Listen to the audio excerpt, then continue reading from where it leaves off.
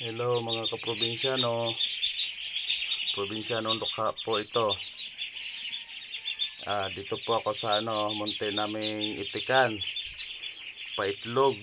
Maglilinis po ako ngayon ng pakainan, tapos magpapakain na rin po sa kanila.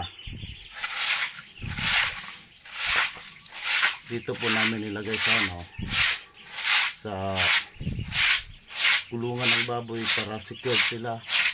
Balik po wala naman kaming pangbili ng kung ano-ano dyan na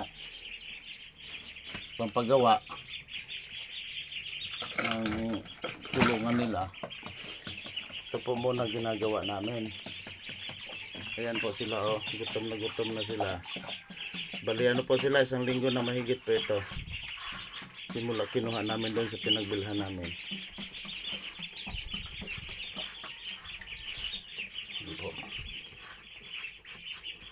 Yan. Po sila, nanghihingi na po sila ng pagkain. Kukunin ko lang po yung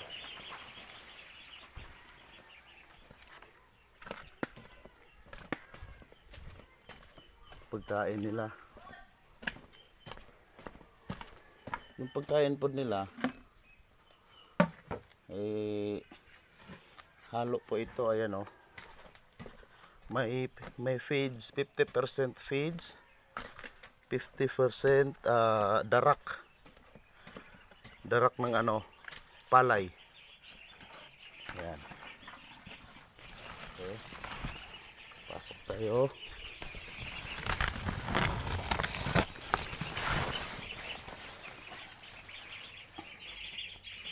Ito na mga anak.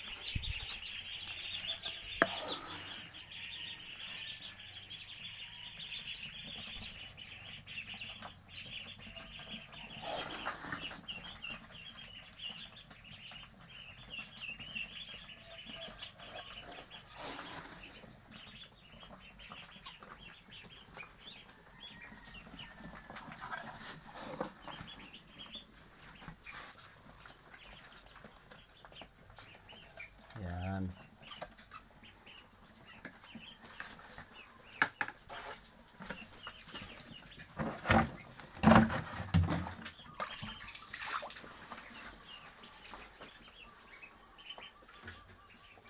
Yan po sila